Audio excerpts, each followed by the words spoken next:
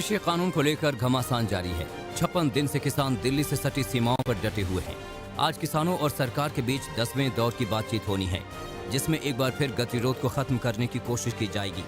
पहले ये बातचीत 19 जनवरी को होनी थी, जिसे आज के लिए बढ़ा दिया गया। आज सुप्रीम कोर्ट में किसानों की ट्रैक्टर रैली को लेकर सुनवाई होनी है। किसान 26 जनवरी को ट्रैक्टर रैली को लेकर अड़े हुए हैं। इससे पहले सुप्रीम कोर्ट ने कहा था कि दिल्ली में किसानों को एंट्री दी जाएगी या नहीं, ये पुलिस तय करेगी। वहीं कल पुलिस की एक टीम किसानों से मिलने पहुंची, जहां ट्रैक्टर मार्च को लेकर चर्चा हुई। किसानों ने एक बार फिर साफ किया कि वो तय शेड्यूल के मुताबिक ट्रैक्टर रैली निकालेंगे।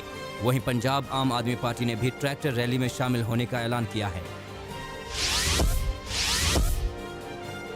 सरकार से 10वें दौर की बातचीत से एक दिन पहले किसानों ने सख्त तेवर दिखाए हैं।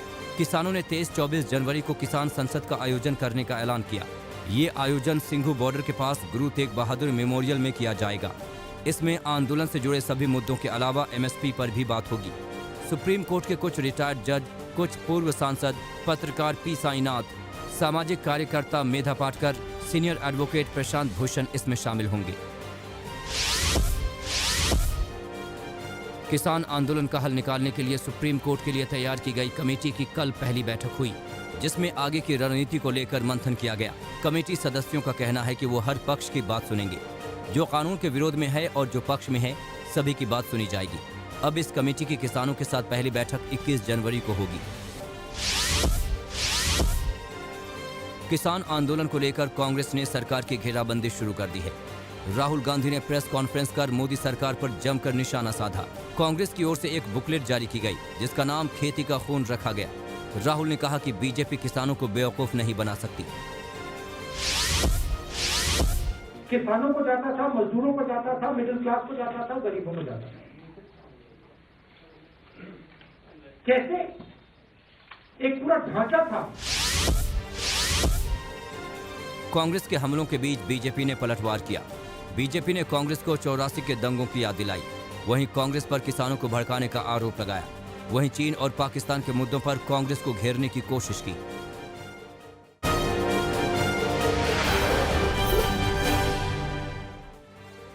पश्चिम बंगाल में मचे चुनावी घमासान के बीच अब नेताजी सुभाष चंद्र बोस पर सियासी खींचतान शुरू हो गई है।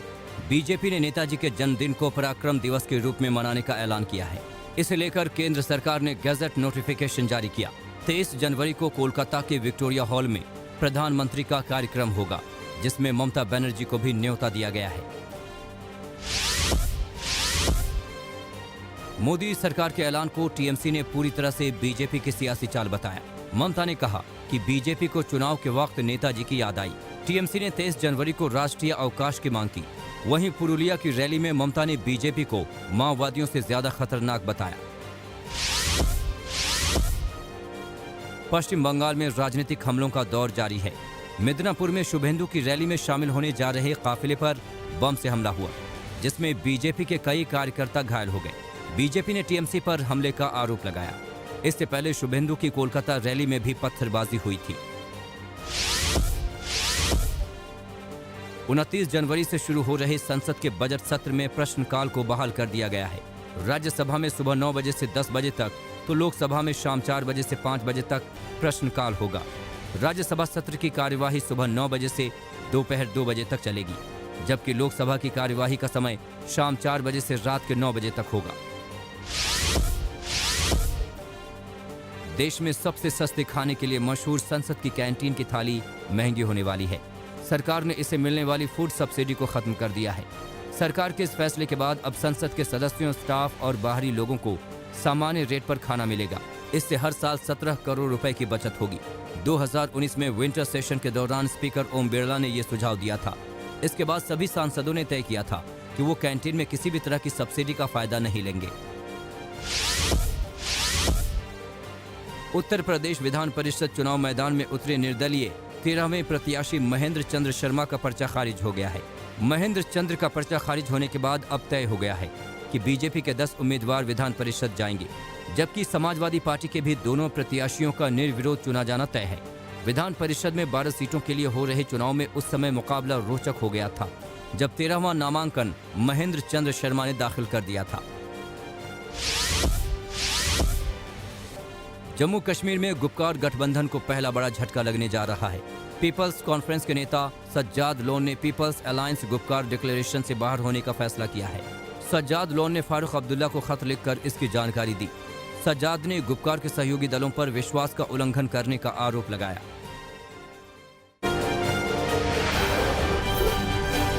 कोरोना के खिलाफ जंग में भारत ने एक और वैक्सीन के ट्रायल को मंजूरी दे दी है। सूत्रों के मुताबिक एक्सपर्ट कमेटी ने भारत बायोटेक को नेजल वैक्सीन के पहले और दूसरे चरण के ट्रायल की इजाजत दी है। कमेटी से मंजूरी मिलने के बाद जल्द ही वैक्सीन का ट्रायल शुरू होगा। नेजल वैक्सीन को नाक के जरिए दिया जाता है, जबकि अभी तक भारत में जिन 2 वैक्सीन को मंजूरी मिली है वो हाथ पर इंजेक्शन लगाकर दी जाती है। नागपुर में इस वैक्सीन के पहले और दूसरे फेज का ट्रायल किया जाएगा। देश में टीकाकरण का काम तेजी से चल रहा है। पहले 4 दिनों में 4,54,049 लोगों को कोरोना का टीका लगाया जा चुका है। वहीं एक दिन में सबसे ज्यादा 2,07,229 लोगों को कोरोना की वैक्सीन दी गई थी। अमेरिका में जब टीकाकरण शुरू हुआ तो पहले हफ्ते में 5,56,208 लोगों को टीका लगा था। भारत अगले 3 दिनों में इस आंकड़े को पार कर लेगा। स्वास्थ्य मंत्रालय के मुताबिक देश में कोरोना वैक्सीन लगने के बाद दुष्प्रभाव के कुल 0.18% मामले रिपोर्ट हुए हैं। ऑस्ट्रेलिया के खिलाफ टेस्ट सीरीज में जीत से गदगद टीम इंडिया अब इंग्लैंड के खिलाफ तैयारी में है। टेस्ट सीरीज के पहले 2 मैचों के लिए भारतीय टीम का ऐलान कर दिया गया है। इंग्लैंड सीरीज के पहले 2 मैचों के लिए 18 सदस्यीय दल में कप्तान विराट कोहली, ईशांत शर्मा और हार्दिक पांड्या की वापसी हुई, जबकि ऑलराउंडर अक्षर पटेल को भी शामिल किया गया है। वहीं ऑस्ट्रेलिया में आखिरी टेस्ट में डेब्यू करने वाले टी नटराजन को स्क्वाड में जगह नहीं मिली है। भारतीय टीम में कप्तान विराट कोहली ने छुट्टी से, जबकि तेज गेंदबाज ईशांत शर्मा ने चोट से उबरने के बाद वापसी की है। जसप्रीत बुमराह और रविचंद्रन अश्विन इंजरी के चलते ऑस्ट्रेलिया के खिलाफ ब्रिस्बेन में नहीं खेल पाए थे, लेकिन इंग्लैंड के खिलाफ टीम का हिस्सा होंगे। मोहम्मद शमी, रविंद्र जडेजा, उमेश यादव और हनुमा विहारी चोट की वजह से बाहर हैं। ऐसे में चेन्नई में खेले जाने वाले शुरुआती दोनों टेस्ट मैचों के लिए भारतीय टीम को 27 जनवरी को बायो बबल में प्रवेश करना होगा। इंग्लैंड के खिलाफ टेस्ट सीरीज के लिए चेतन शर्मा की अगुवाई में नई चयन समिति ने टीम इंडिया के खिलाड़ियों का चयन किया। इंग्लैंड के खिलाफ टीम इंडिया अपनी मेजबानी में 5 फरवरी से पश्चिम बंगाल के दक्षिणी दिनाजपुर में तृणमूल कांग्रेस कार्यकर्ता की गोली मारकर हत्या कर दी गई। मामला सुखदेवपुर इलाके का है। जानकारी के मुताबिक तृणमूल के आपसी संघर्ष में ये गोलीकांड हुआ, मगर तृणमूल कांग्रेस के जिला सभापति की माने तो कार्यकर्ता की हत्या उनके ऑफिस में की गई और पास से गोली मारी गई। कार्यकर्ता को अस्पताल पहुंचाया गया, मगर डॉक्टरों ने उसे मृत घोषित कर दिया। पंजाब के मोगा में नशे में धुत पुलिसकर्मी का वीडियो सामने आया है। तस्वीरों में आप देख सकते हैं कि कैसे जीटी रोड के बीचों बीच एक पुलिसकर्मी बैठा हुआ है। पुलिसकर्मी इतना ज्यादा नशे में था कि अपना नाम तक बता पाने में असमर्थ था। लोगों के बार बार पूछने पर पुलिसकर्मी ने सिर्फ इतना बताया कि उसे पट्टी नाम की जगह पर जाना है, जिसके बाद लोगों ने पट्टी जाने वाली बस में पुलिसकर्मी को बिठा दिया।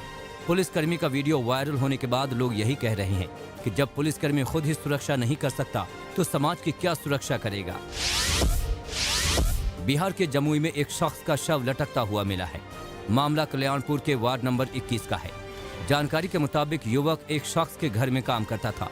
पिछले 4 साल से काम करने के अलावा वो मकान मालिक के घर में रहता था। घटना की जानकारी तब हुई जब मंगलवार की सुबह मकान मालिक युवक को देखने गए। उसके कमरे का दरवाजा बंद था। दरवाजा खोला गया तो युवक फांसी के फंदे से लटका मिला। परिजनों ने मकान मालिक पर हत्या का आरोप लगाया है। राजस्थान के धौलपुर पुलिस के लिए सिरदर्द बना नामी डकैत ओमवीर उर्फ लादेन आखिरकार पकड़ा गया। ओमवीर पर 25 से ज्यादा संगीन मामले दर्ज हैं। ओमवीर पर 10,000 रुपए का इनाम भी था। पकड़ा गया डकैत लगातार सोशल मीडिया पर एक्टिव था। इसके पहले उसकी जब पुलिस से मुठभेड़ हुई थी तो उसने कांस्टेबल के सिर में गोली मार दी थी। उसके बाद आरोपी कुख्यात दस्यु केशव गुर्जन की गैंग में शामिल हो गया था। ओमवीर के पकड़े जाने के बाद अब धौलपुर पुलिस ने चैन की सांस ली है।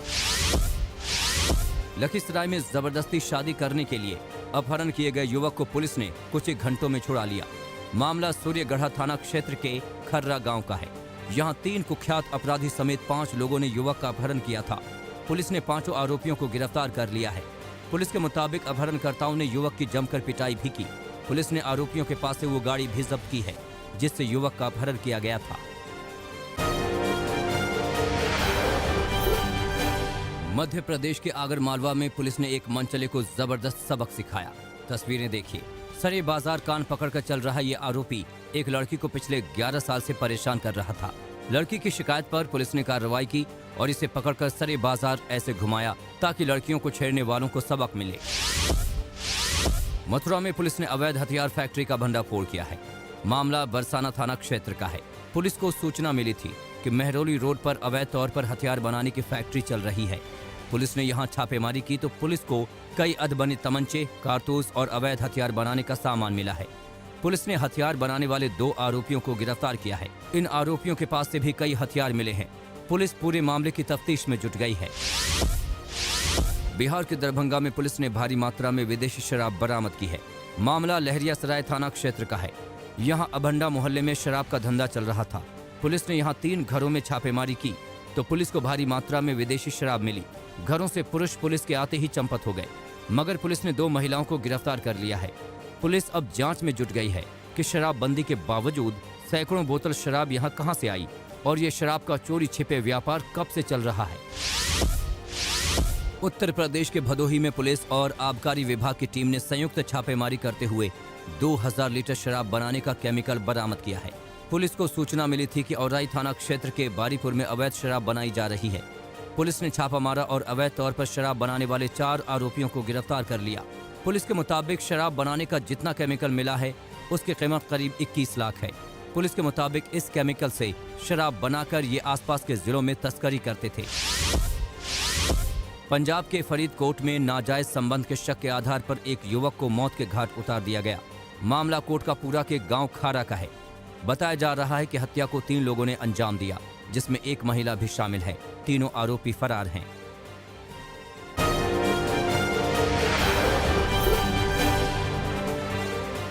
तांडव को लेकर घमासान जारी है। फिल्म के डायरेक्टर अली अब्बास जफर ने सोशल मीडिया पर विवाद का हल निकालने की बात कही है। वहीं इस मामले में सूचना प्रसारण मंत्रालय की बातचीत का भी जिक्र है। अली अब्बास ने कहा कि वो जल्दी समस्या का समाधान निकालेंगे। उनकी टीम का मकसद किसी की भावना को आहत करना नहीं था। तांडव को लेकर देश के अलग अलग हिस्सों में FIR दर्ज की गई है, जिससे वेब सीरीज मेकर टीम की मुश्किलें बढ़ गई हैं। देश भर में उग्र विरोध प्रदर्शनों के बाद सीरीज के निर्माताओं ने दोबारा माफी मांगी है और भरोसा दिया है कि इसके सभी विवादित दृश्य हटा दिए जाएंगे। इससे पहले भी तांडव की टीम माफी मांग चुकी है। उधर साधु संत भी अब इस वेब सीरीज को लेकर भड़के हुए हैं। अखाड़ा परिषद का आरोप है कि बॉलीवुड में सक्रिय एक खास वर्ग जानबूझकर ऐसी फिल्में बना रहा है जिनमें हिंदू देवी देवताओं का अपमान किया जाता है।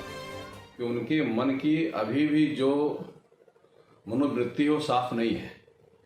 वो सोचते हैं कि माफी मांग लेने से हम लोग माफ कर देंगे, तो संत महात्मा इसको कभी माफ नहीं कर सकते हैं। माफी मांगने के बाद भी तांडव के निर्माताओं की मुसीबतें लगातार बढ़ती जा रही हैं। एक के बाद एक FIR दर्ज हो चुकी है। अब तक लखनऊ, जबलपुर और ग्रेटर नोएडा में तांडव पर FIR दर्ज की जा चुकी है। भोपाल में भी केस दर्ज करने की तैयारी है। मुंबई में शिकायत देकर FIR दर्ज करने की मांग की गई है और दिल्ली में वेब सीरीज के खिलाफ कोर्ट में अर्जी दी गई है। महाराष्ट्र में रिपोर्ट दर्ज नहीं होने को लेकर बीजेपी ने सवाल उठाए हैं। बीजेपी नेता राम कदम ने कहा कि जब तक दोषियों को जेल नहीं भेजा जाता तब तक हमारा आंदोलन और विरोध नहीं रुकेगा। कदम ने कहा कि महाराष्ट्र की सरकार FIR दर्ज नहीं कर रही है और देवताओं को अपमानित करने वालों को बचा रही है। मुरादाबाद में वेब सीरीज के खिलाफ करणी सेना ने प्रदर्शन किया। कलेक्ट्रेट के बाहर फिल्म की स्टार कास्ट का पुतला फूंक कर सख्त कार्रवाई की मांग की गई। वेब सीरीज पर बैन की भी मांग की गई है।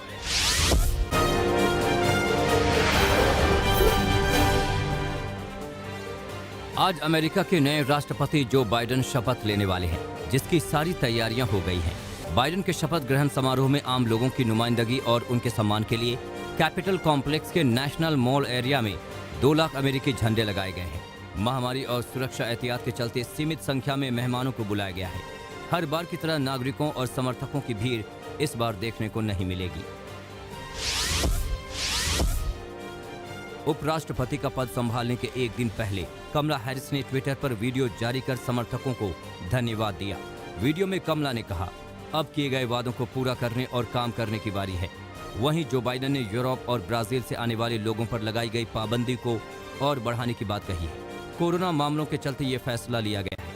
इससे पहले ट्रंप ने 26 जनवरी तक इन देशों से लोगों के आने पर बैन लगाया था। जेल में बंद रूसी नेता एलेक्सी नावेल्नी ने रूसी नागरिकों को एक वीडियो के जरिए संघर्ष का संदेश दिया। वीडियो में एलेक्सी ने लोगों को सड़कों पर आने को कहा। पुतिन विरोधी नेता नावेल्नी ने कुछ महीने पहले खुद पर जहर देकर हुए जानलेवा हमले के लिए पुतिन को जिम्मेदार ठहराया था। संयुक्त राष्ट्र महासभा में ईरान सहित 10 देश अब वोट नहीं कर सकेंगे। बकाया फीस नहीं चुकाने के चलते वोटिंग का ये अधिकार छीन लिया गया है। संयुक्त राष्ट्र के महासचिव एंटोनियो गुतेरस ने इस बात की जानकारी दी। जापान में बर्फबारी का कहर जारी है। जबरदस्त बर्फबारी के चलते जापान के मियागी शहर में एक साथ 130 गाड़ियां टकराईं। बर्फ पर फिसलने की वजह से ये भयानक हादसा हुआ। समुद्र से सटे इलाकों में भीषण बर्फबारी हो रही है, जिसने आम जनजीवन को बुरी तरह से प्रभावित किया है।